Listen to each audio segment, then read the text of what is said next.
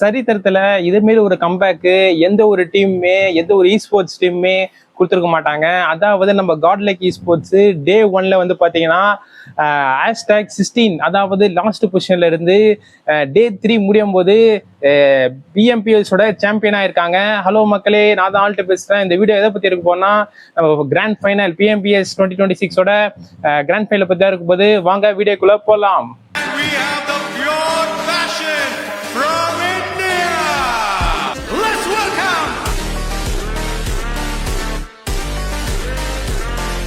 Hello மக்களே, நான் தான் ஆல்ட்டு பேசுறேன். அதாவது சரித்திரத்துல இடம் பிடிக்கணும், இதே மாரி ஒரு ஸ்போர்ட்ஸ் கம்பேக் எங்கேயாவது யாராவது தருவாங்களா, யாராவது எதிர்பார்ப்பாங்களா அப்படின்ட்டு சொல்ற மாரி தான் நம்ம காட் லைக் ஸ்போர்ட்ஸ் வந்து பாத்தீங்கன்னா டே 1ல வந்து பாத்தீங்கன்னா #16ல முடிச்சாங்க. யாருமே எதிர்பார்க்க முடியல அளவுதான்.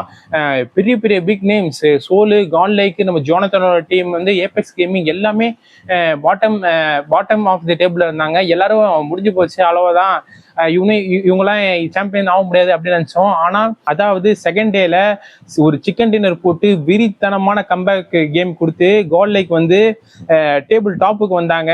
டே 2ல முடிக்கும் போது #3ல முடிச்சாங்க. அதே மாரி சரி போடியம்ல மட்டும் தான் முடிப்பாங்க காட் லைக், அதெல்லாம் சாம்பியன் ஆக மாட்டாங்க அப்படின்னு சொல்லும்போது அதாவது கையில இருந்த கேம் டிவைன் கேமிங் தான் டே 1 டே 2 டாப்ல நல்லா கன்சிஸ்டன்ஸா கேம் கொடுத்துருந்தாங்க.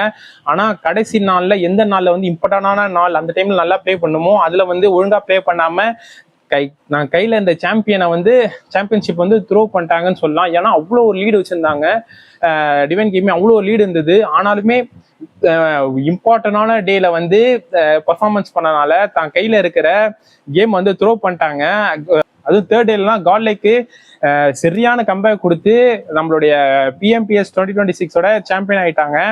இதை வந்து பாத்தீங்கன்னா நிறைய ட்ரோல் சில இதெல்லாம் அனுபவிக்கிறது ஜோனத்தன் சொல்லலாம். எதனாலனா 8 வருஷமா சாம்பியன் ஆக முடியாத டீம் வந்து கரெக்டா ஜோனத்தன் வந்து அந்த டீமை விட்டு வெளில போன உடனே அடுத்த அபிஷியல் ஈவெண்ட்லயே டிராஃபி அடிக்கிறாங்களே அப்படின்னு சொல்லிட்டு நிறைய பேர் வந்து கிண்டல் பண்றாங்க.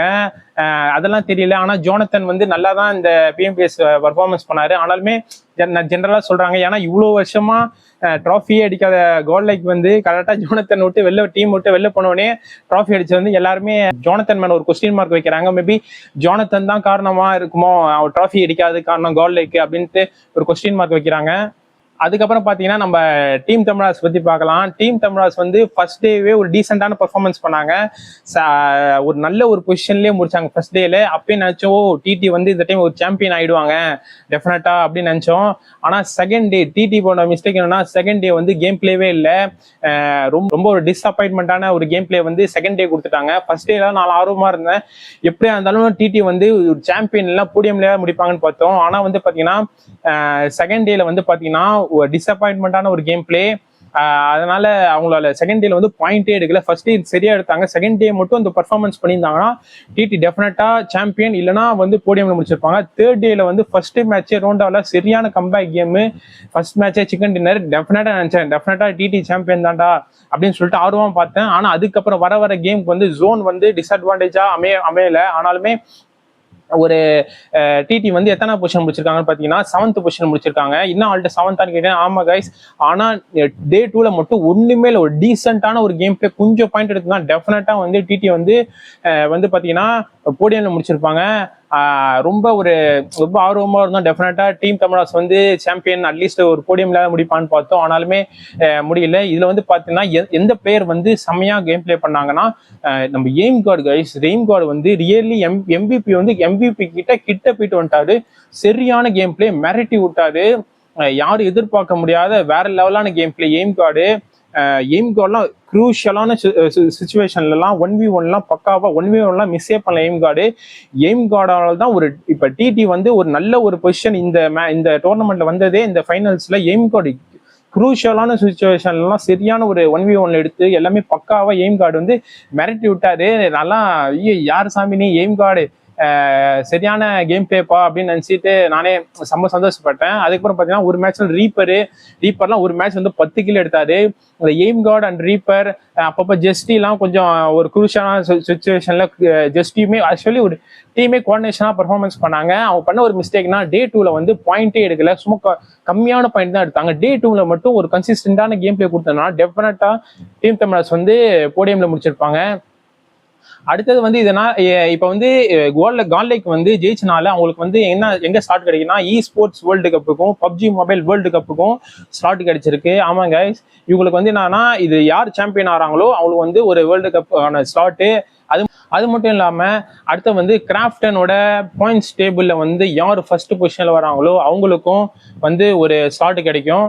அது வந்து பாத்தீங்கன்னா யாருக்கு வந்திருக்கு பாத்தீங்கன்னா நம்மளுடைய ஒராங்குட்டன். ஆமா கைஸ், நீ கேட்ட ரைட்டா, ஒராங்குட்டனுக்கு ஒரு ஸ்லாட் கிடைச்சிருக்கு. அது மட்டும் இல்லாம அது வந்து சோல் தான் ஃபர்ஸ்ட் டாப்ல இருந்தாங்க இந்த ஃபைனல் ஆரம்பிக்க முன்னாடி. யாரு வந்து பாயிண்ட்ஸ் டேபிள் டிஃபரன்ஸ் அதிகமா இருக்கும் அவங்களுக்கு வந்து இந்த ஸ்லாட் போகும். ஆக்சுவலி அதுல வந்து பாத்தீங்கன்னா ஒராங்குட்டன் வந்து 6th பொசிஷன் முடிச்சாங்க. சோல் வந்து 13வது பொசிஷன்ல முடிச்சனால ஒராங்குட்டனுக்கு வந்து ஸ்லாட் போயிடுச்சு. ஒராங்குட்டனோட செகண்ட் இன்டர்நேஷனல் ஈவெண்ட் தான் இது. பாத்தீங்கன்னா அட்லீஸ்ட் சோல் வந்து டாப் 10 முடிச்சிருந்தா கூட சோலுக்கு வந்து அந்த சான்ஸ் கிடைக்கும். சோலை பத்தி பேசணும்னா சோல் is the biggest choke in this tournament அப்படின்னு சொல்லலாம். ஏன்னா ரீசெண்டா பிஜிஎஸ் சாம்பியன் கரண்டா செம்மையா பர்ஃபார்மன்ஸ் பண்ணிட்டு இருந்தாங்க. என்ன ஆச்சுன்னு தெரியல, ஒழுங்கா பர்ஃபார்மன்ஸ் பண்ணனால பிக்கெஸ்ட் சோக்னு சொல்லலாம். எதனாலனா நீங்க வந்து பிஎம்பிஎஸ் சாம்பியன் அந்த டோர்னமெண்ட் விட்டாலுமே நீங்க ஜஸ்ட் டாப் 10 வந்திருந்தீங்கன்னா நீங்க அந்த ரேங்கிங்ல ஃபர்ஸ்ட் வந்தனால உங்களுக்கு வந்து 2 international short game play sports world கப்புக்கும் பப்ஜி மொபைல் வேர்ல்டு கப்புக்கும் நீங்க குவாலிஃபை ஆயிருக்கலாம். உங்களோட பிக்கெஸ்ட் ஜோக்குன்னு சொல்லலாம். ஆமா கைஸ், எதனாலனா இப்ப வந்து இந்த 2 டீம் தான் இந்தியாவை ரீப்ரசென்ட் பண்ண மாதிரி குளோபல் ஸ்டைல போகுது. யாருன்னு பாத்தீங்கன்னா நம்மளுடைய சாம்பியனான காட்லேக் ஸ்போர்ட்ஸும் அதுக்கப்புறம் பாத்தீங்கன்னா ஒராங்குட்டன். இது 2 டீம் தான் நம்ம இந்தியாவை ரீப்ரசென்ட் பண்ற மாதிரி sports world cup and PUBG mobile world கப்புக்கான போய் கேம் பிளே கொடுக்க போறாங்க. இப்போ வந்து பாத்தீங்கன்னா பிரைஸ் டிஸ்ட்ரிபியூஷன் பார்த்தலாம். நம்ம காட்லேக் வந்து ஃபர்ஸ்ட் பொசிஷன் வந்தனால ₹1 கோடி அவங்களுக்கு வந்து கேஷ்பேக்கா போயிருக்கு. அதுக்கப்புறம் பார்த்தீங்கன்னா செகண்ட் பொசிஷன் யார் வந்திருக்காங்கன்னா நம்ம டிவைன் கேமிங்னால அவங்களுக்கு வந்து மொத்தம் 60 லட்சம் வந்து கேஷ்பேக் போயிருக்கு.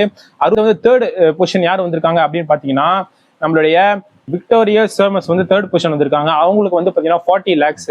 அப்புறம் வந்து பார்த்தீங்கன்னா யார் வந்து டோர்னமெண்ட் MVP அப்படின்னு கேட்டீங்கன்னா நம்ம விக்டோரியா சர்மஸ்ல இருந்து ஸ்கேரி ஜார்ட் அவங்க வந்து MVP ஆயிருக்காரு. அதுக்கப்புறம் பார்த்தீங்கன்னா ஃபைனல் MVP யாரு கேட்டீங்கன்னா நம்ம ஸ்லக் வந்து டெய்லி ஸ்லக் வந்து பிஜிஏ ஃபைனல் MVP ஃபைனலோட மேட்ச்ல MVP யாருன்னு பாத்தீங்கன்னா ஸ்லக் வந்து பாத்தீங்கன்னா ஃபைனல் நல்லா பெர்ஃபார்ம் பண்ணனால MVP வந்து ஸ்லக்குக்கு போயிருக்கு. டெய்லி ஸ்லக் வந்து செம எமோஷனல் ஆயிட்டாரு. ஏன்னா BJS 2024லயும் சேம் எமோஷன். இப்பயும் #2 குளோபல் ஸ்போர்ட்ஸ் இருந்தாரு. இப்பயும் 2026ல PMPSல அதே #2 நல்ல ஒரு கன்சிஸ்டன்டா கேம் கொடுத்தாங்க. ஆனா லாஸ்ட் பெர்ஃபார்மன்ஸ் பண்ணனால அவங்களால சாம்பியன் ஆக முடியல. அதனால ஸ்லக்குமே செம ஒரு எமோஷன் அழுதுட்டாரு. ரொம்ப எமோஷனலா ஃபீல் பண்ணார் ஸ்லக் தான். அதே மாதிரி அது எப்ப 2024 அப்படியே இருந்துச்சு அதே ரீக்ரியேட் ஆன மாதிரி இருந்துச்சு. பார்க்க செம்ம கஷ்டமா இருந்துச்சு. அதனால ஸ்லக்கால ஒரு நல்ல பர்ஃபார்மன்ஸ் பண்ணியுமே சாம்பியன் அடிக்க முடியலன்னு அவரும் பாத்தீங்கன்னா நம்மளோட ஜானத்தனுக்கு தி எலிமினேட்டர் அப்படின்னு சொல்லிட்டு ஒரு அவார்டு கொடுத்துருக்காங்க. அதாவது எல்லா அவார்ட்லயுமே ஒரு அவார்டு கூட காட்லேக் வாங்கல, ஆனாலுமே காட்லேக் சாம்பியன். அதாவது கம்பேக் ஃபர்ஸ்ட் டேல மொக்கையா பண்ணாலுமே அடுத்த 2 நாள்ல வேற லெவலான கம்பேக் கேம் கொடுத்து இன்னைக்கு சாம்பியன் ஆயிட்டு ஃபைனலா ஆஃப்டர் 8 இயர்ஸ்ல ஒரு சாம்பியன் நம்ம கையில காட்லேக் வந்துட்டாங்க. அவ்வளவுதான் கைஸ், வீடியோக்கு எண்டுக்கு வந்துட்டோம். பார்ப்போம் இந்த 2 டீமுமே நம்ம இன்டர்நேஷனல் லாபியை ரீப்ரசென்ட் பண்ற மாதிரி ஸ்போர்ட்ஸ் வேர்ல்டு கப்லயும் பப்ஜி மொபைல் வேர்ல்டு கப்லயும் கொடுத்து அட்லீஸ்ட் அங்க சாம்பியன் அடிப்பாங்களான்னு பார்ப்போம். ஓகே கைஸ், வீடியோட எண்டுக்கு வந்துட்டோம். இதே மாதிரி ஸ்போர்ட்ஸ் அப்டேட்லாம் உங்களுக்கு உடனுக்குடன் வேணா ஒரே ஃபாலோ தட்டிக்கோங்க. Peace out.